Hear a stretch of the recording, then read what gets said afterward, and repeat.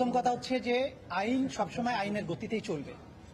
তো যখন আদালত থেকে কোনো পরোয়ানা, গ্রেপ্তারি পরোয়ানা বা অন্য কোনো পরোয়ানা ইস্যু হবে, আপনারা জানেন আমাদের সংবিধানেও আছে, আমাদের এই আইনেও আছে, আমাদের ফৌজদারি কার্যবিধিতেও আছে, একজন আসামিকে গ্রেপ্তার করা হলে যেখানেই গ্রেপ্তার করা হোক তাকে আদালতে আনার সময়ে যে যতটুকু সময় ব্যয় হবে তার ছাড়া 24 ঘন্টার মধ্যেই তাকে আদালতে উপস্থিত করতে হবে। এটা হচ্ছে আইনের বিধান।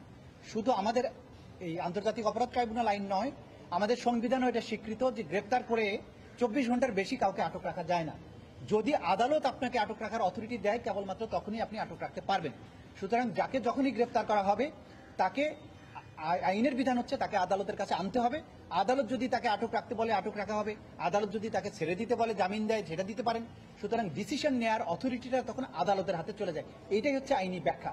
তো আমাদের কাছে কেউ ব্যাখ্যা চাননি, যদি চান তখন আমরা ব্যাখ্যা নিশ্চয়ই তাদেরকে জানাবো। আমাদের কাছে যেহেতু আনুষ্ঠানিকভাবে ডকুমেন্টারি পদ্ধতিতে কেউ বলেননি যে আটক রাখা হয়েছে, মিডিয়াতে যেটা এসেছে সেটাকে আমরা আমলে নিচ্ছি না। আমাদেরকে যদি বলা হয় যে আটক রাখা হয়েছে তাহলে আইন অনুযায়ী তাকে অবশ্যই আদালতের কাছে আনতে হবে, এটাই বিধান।